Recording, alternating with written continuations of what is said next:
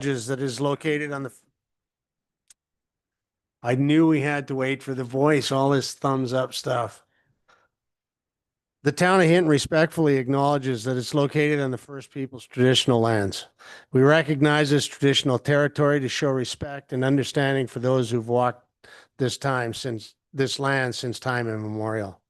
Today, we uphold our ongoing responsibilities to work together in the spirit and the intent of the treaties with all the First Peoples and nations that call this place home. The town expresses gratitude for the opportunity to build a better community on these sacred lands for generations to come. And with that, I call the regular council meeting of January 20th, 2026 to order. First order of business is adoption of the agenda. Council, any changes or additions? Administration. No changes. Councilor Nelson. Oh, Councilor McLean's first. I move that we adopt the agenda as presented for regular council meeting of January 20, 2026. Council, we have a motion on the floor that we adopt the agenda as presented. Please vote.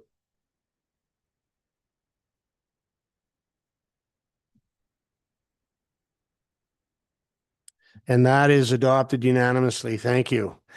Next is the adoption of the council meetings for the regular council meeting of January 6th and January 13th, 2026. Councilor Nelson. I'll move that council adopts the regular council meeting January 6th, 2026, and the committee of the whole meeting January 13th, 2026 minutes. Thank you.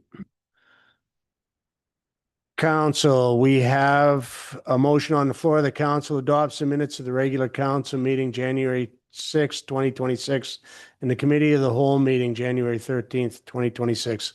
Please vote. And that is adopted unanimously. Thank you. All right. The next item of business, and I know we have one of these, is a minute with council.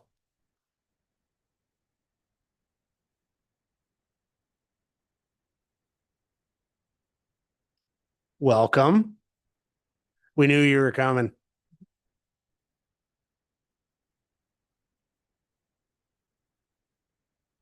Thank you, Mayor and Council. My name is Marie-Soleil Pinet, and I'm passionate about the Beaver Boardwalk. I want to begin by acknowledging the work done to secure the grant funding for the Beaver Boardwalk repairs. Residents appreciate this investment and recognize its importance. I am here today because I have encountered conflicting information regarding the scope and timing of the project, specifically related to Section Y. Information shared on the town's website and social media are not the same, and the social media one does not seem to be accurate. To seek clarification, I used Hinton Lessons and was advised that Section Y is included in the project scope. However, I was not provided with a timeline of when the work will begin, nor an explanation on why construction has not yet started. I have submitted a follow-up question, and I'm still awaiting further detail. While work is actively underway on other sections, no work has started on Section Y.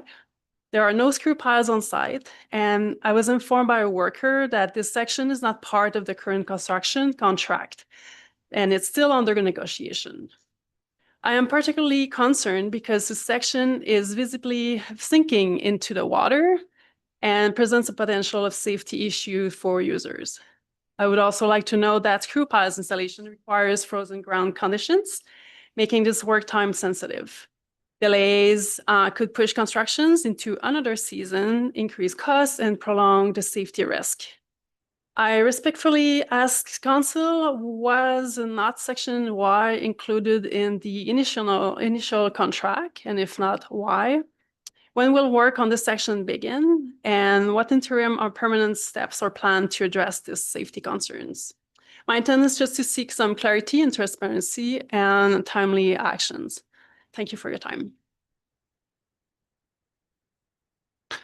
My name is Jan Vasbont, and I served on the Beaver Boardwalk Oversight Committee for the past 4 years, ending this past November. Throughout my time on the committee, it was understood that Section Y was included under this contract, funded through FRIA and designated as Phase 2. Phase 2 was scheduled for the winter of 25-26, with work potentially extending into next December. When the committee planned the sequencing of construction, Section Y was explicitly part of the plan. Phase 3 applied only to the towers and was not included in this contract. If it's now being suggested that Section Y is no longer part of this contract, I believe that would certainly be news to the current Beaver Boardwalk Oversight Committee and to the caring public. I also just want to stress that Section Y represents a really high safety hazard, and this concern was raised by myself and other committee members in several of the final meetings that I attended. So thanks for your attention. Thank you. And I know this isn't meant for back and forth, but I did get this call on Sunday as well. And I will confirm that Section Y is scheduled to be done this winter. So I don't know when, I don't know the details, but the information about Section Y was incorrect and it is scheduled to be completed. That's correct, right? That's correct. Thanks. And thank you for your concern. It's a beautiful part of town.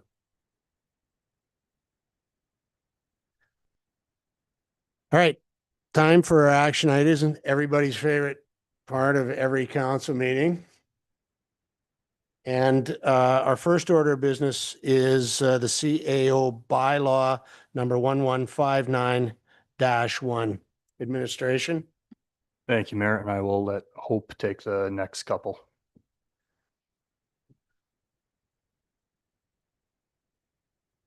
Miss Hope or just Hope in general?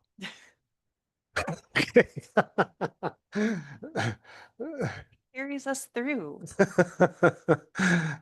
So good evening, Mayor and Council. The purpose of this report is to review bylaw number 1159, which establishes the roles and responsibilities of the CAO for the town and the recommended updates to align with the bylaw with the current MGA, including amendments introduced through Bill 50. So largely housekeeping item, and the recommended action is to provide first, second, and third reading to this bylaw. Thank you. Council. Councilor Nelson, thank you. I'll move that council give first reading of CAO bylaw number 1159-1. Thank you. Council, we have a motion on the floor. Seeing no one in queue. I call that council adopts the minutes. No. I guess we're getting a new one, Jen.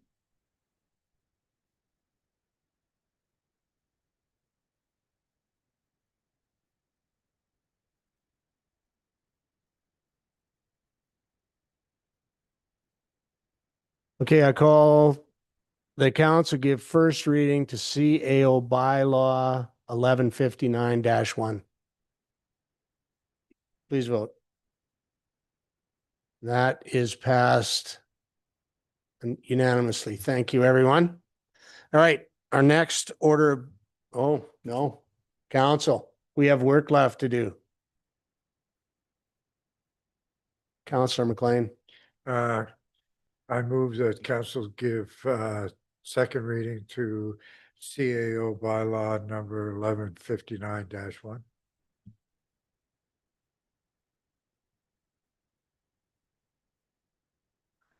Council, we have a motion on the floor. The council gives second reading to CAO bylaw number 1159-1. Seeing no one in queue, please vote.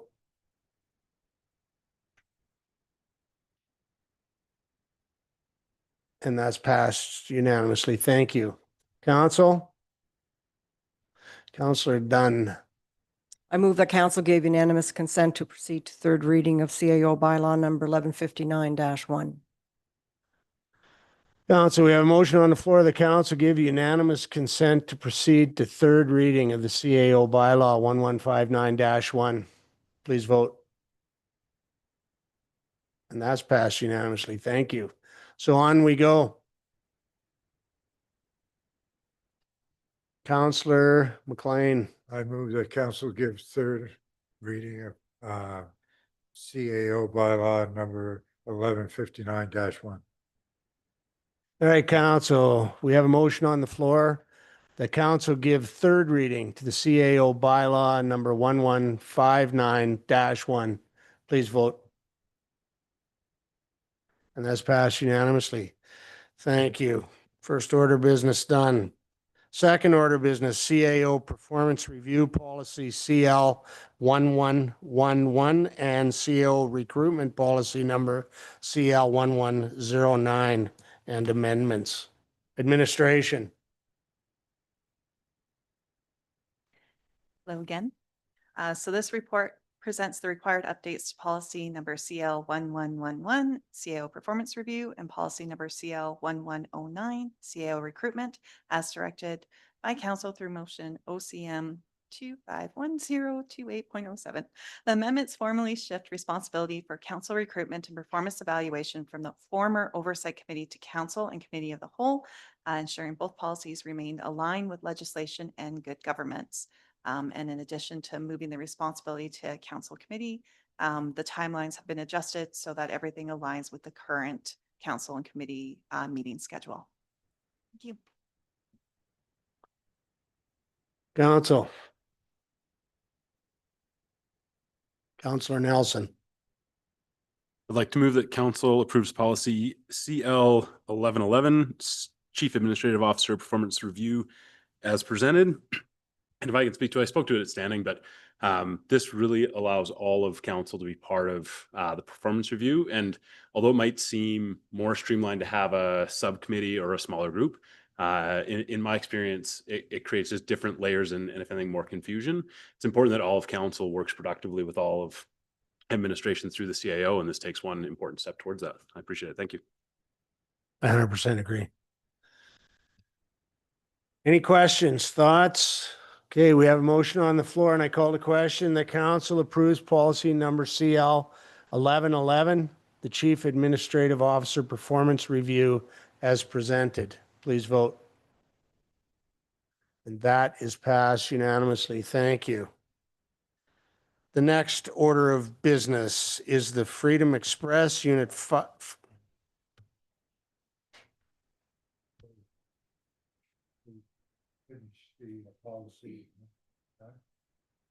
Oh, of course we've got to. Thank you.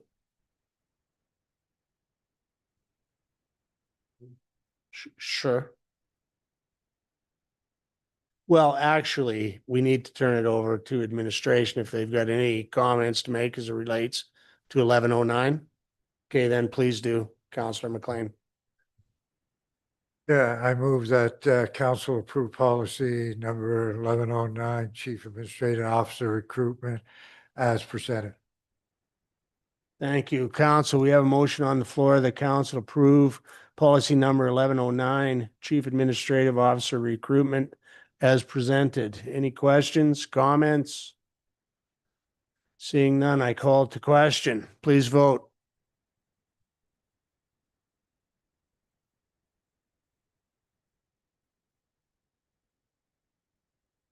And that's passed unanimously. Thank you.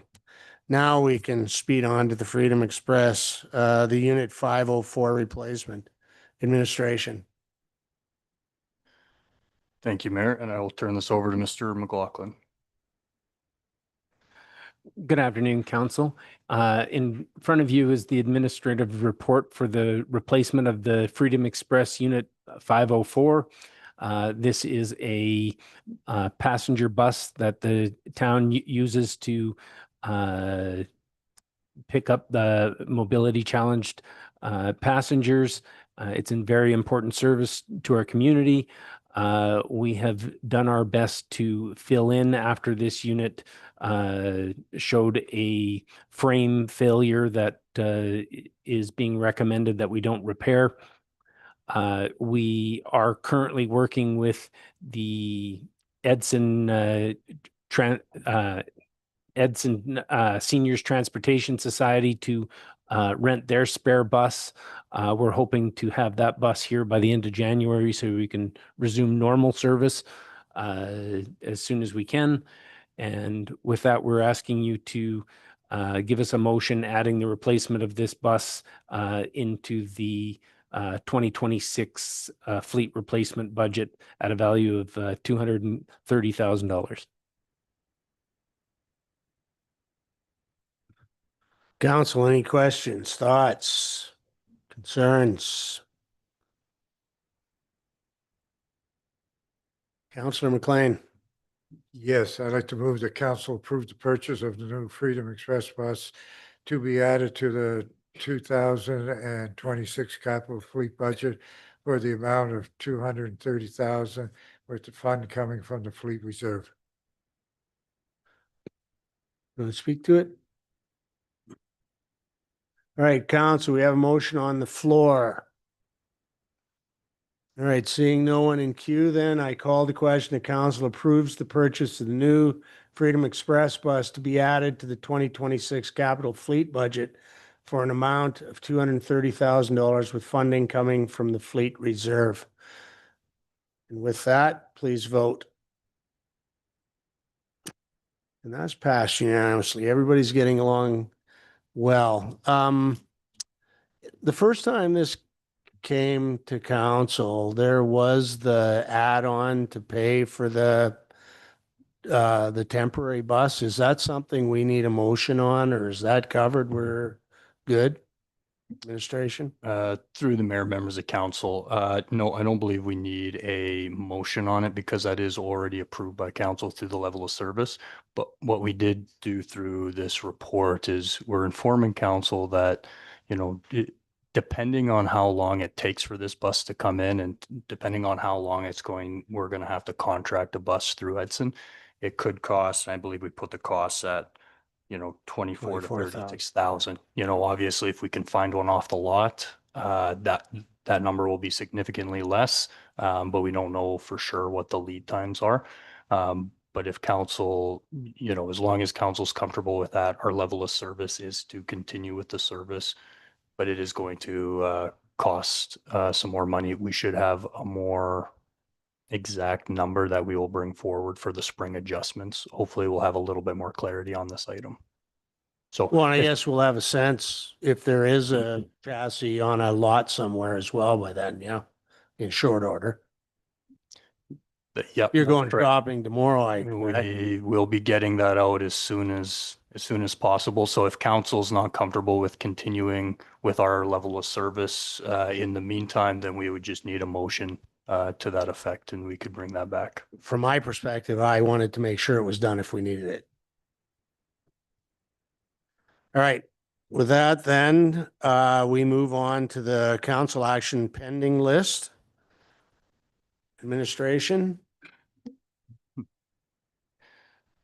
Thank you, Mayor, members of council. So I won't go through all of the individual items, but one of the things that we thought was important with a new council coming in was to take a look at the current council action pending list, which is our tracking mechanism that we use for all of council's motion. We put it on this master list, and that's how we make sure that these things are not lost and will return. So with a new council, we do have some that have been relatively long-standing. Sometimes maybe the context has changed, new information has come up.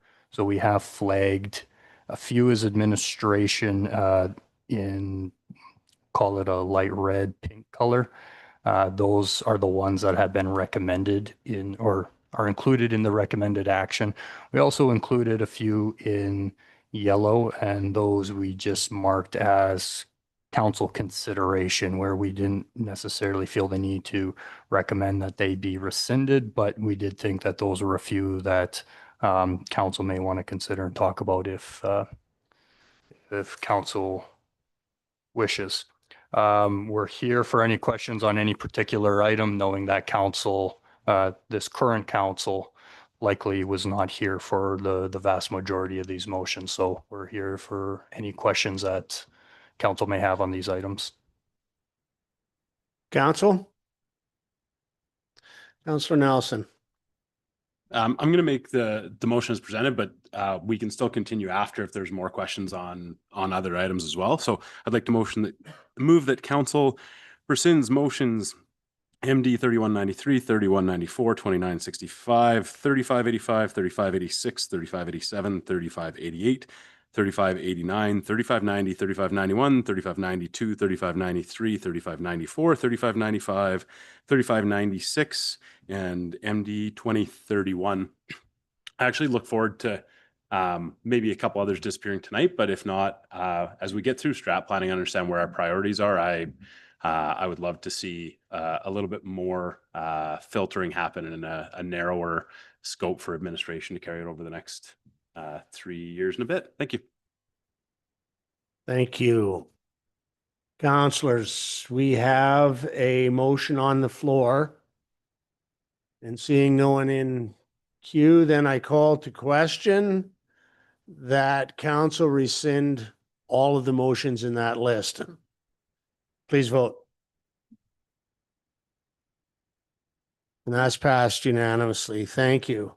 And before we move on, council, any other particular motions anyone would like to discuss?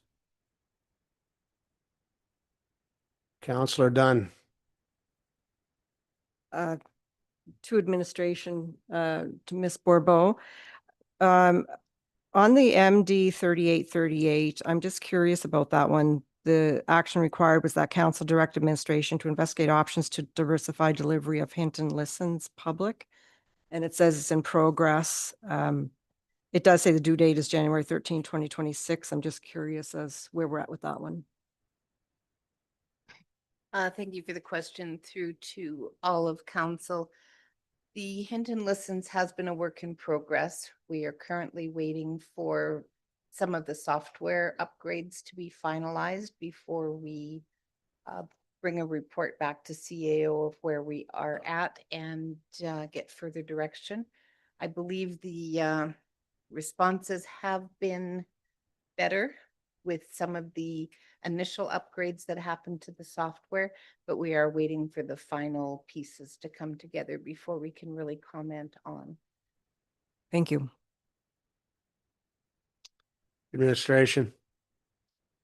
Thank you, Mayor, through the rest of council. Just to add on to that a little bit, that particular motion was to look at options to diversify the delivery of Hinton Listens. The intent of that was when you get a response from the town that that we wanted to make sure that it had a whole or a variety of different ways that you could get it based on how you would prefer to get it, be it a phone call or a text message, email. So we have confirmed that all of those options are available through the system. But we didn't recommend taking it off or at this point in time because we are very close to the rollout of our improved system. That's just going to, make the workflow a little bit better. And we thought that we could roll it all out, I believe. Well, I'm not going to give a date because I might be wrong, but to roll that out relatively soon. Thank you. Any other comments or thoughts?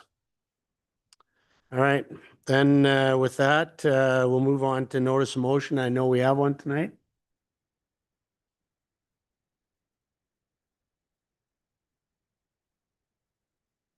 Councillor McDonald.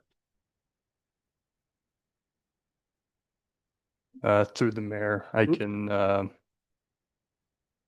read it into the record. We just moved on a little quicker than I was prepared for.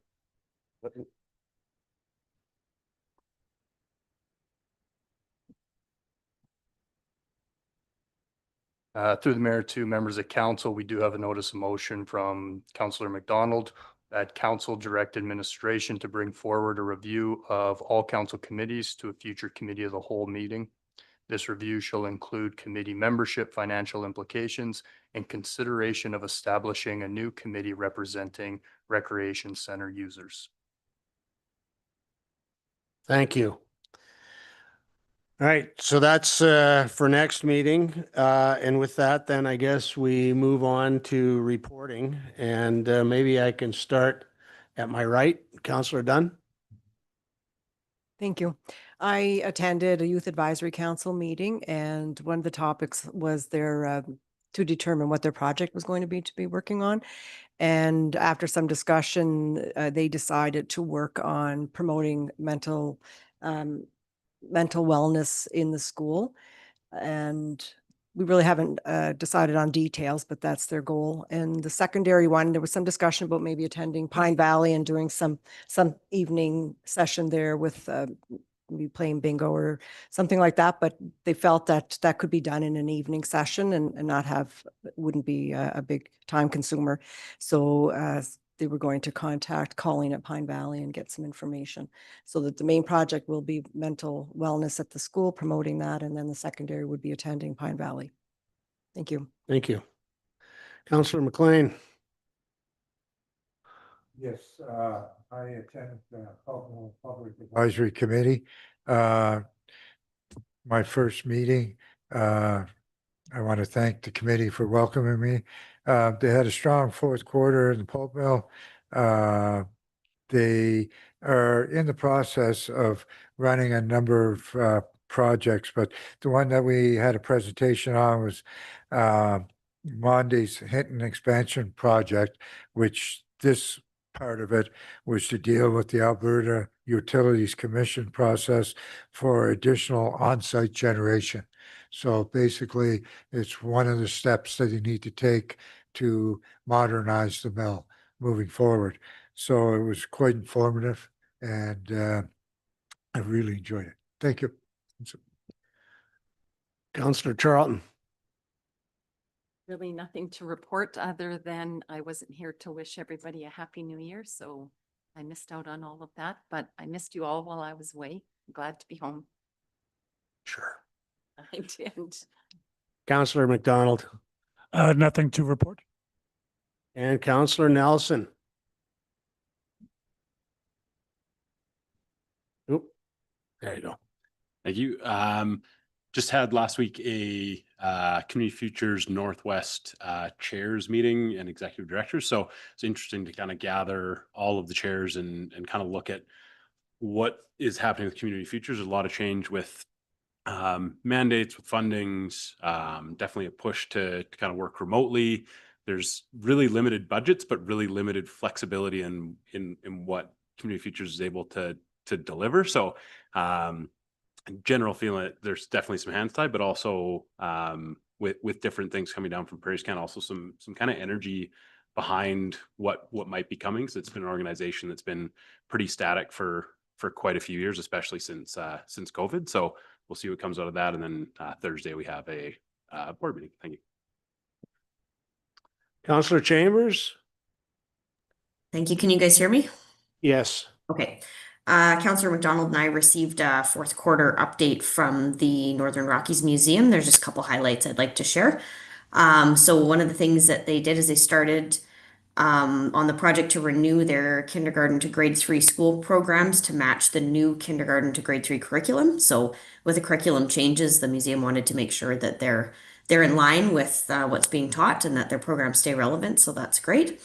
They had 2 separate presentations. One was on forestry history and one was on outfitting history. And both presentations were very well attended. I brought it up in a previous update, but they had their first annual Makers of Magic Christmas Ornament Festival, and they had over 75 people that attended the opening event, which is really good. And they shot through over 500 locally made ornaments. And then when the ornaments were sold, the proceeds went equally, they were split between the museum and the person who made the ornament. So great success, and hopefully that becomes an annual event at the museum because it seems like it was very well done and very well attended. Another thing that they did is they completed their Legacy Trail signage project with the Hinton Nordic skiers, which kind of ties into a Minute with Council that we had a while ago. They have 8 signs showcasing the history of the Nordic Skier Ski Club, and they're now installed along the beginning of the Snow River Trail out at the Nordic Center. So this is also a really great thing for the museum. And then Margaret did ask if I could pass on that they were very happy to have achieved a little bit of additional funding through their request that they put in through the town of Hinton. So they are very appreciative to council support overall for the museum, and they look forward to moving ahead with some exciting projects in 2026. So, and then I have a meeting on Wednesday, tomorrow night, with them as well. So that is all. All right. And for myself, I guess last week was my first Arch meeting. I missed the first month I was away. And we finally do have some good news. We do have 2 doctors who have arrived in town now, contracts in hand. Can you help me with last names, Ms. Davy Campbell? Your pronunciation was really good. Yes. Dr.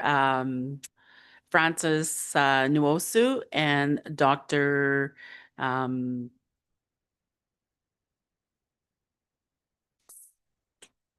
Oops, sorry for putting you on the spot. Okay, I'm blanking out, sorry.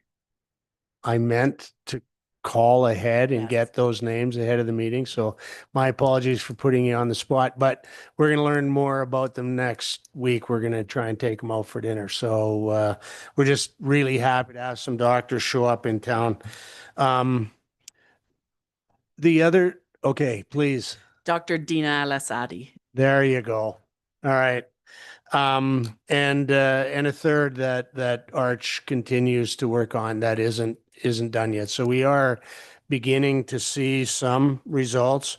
And then a follow-up to that, I guess, on Wednesday, Mayor Zahara from Edson and Mayor William from Yellowhead County, myself, met in Edson to really have a discussion of how regionally can we approach the provincial government to solve some of the issues here. And really, one of the really important ones is this, the number of closures we're seeing in our emergency department. It's important for citizens, but it's important for businesses in this area to know that if people get hurt, we can take care of them. And we're going to continue to push. And I think there's a stronger argument coming regionally than there is mayor by mayor.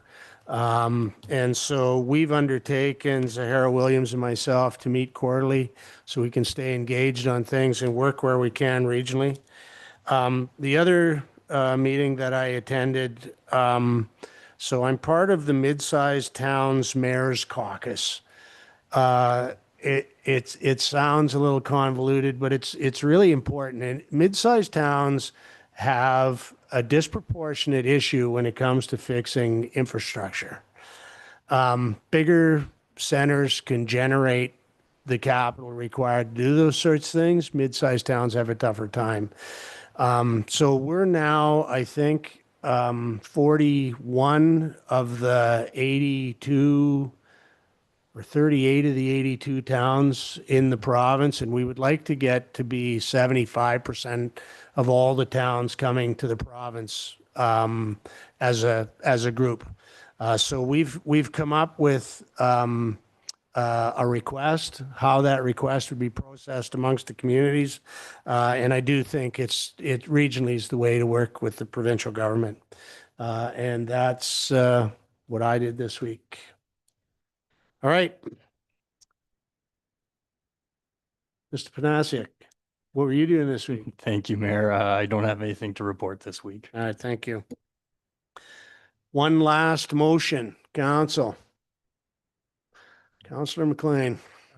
Move to adjourn. All in favor? Please vote.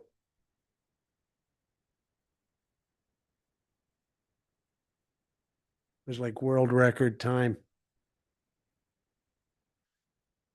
I would though like to steal everybody away for a couple of minutes. I have some things I'd like to chat about.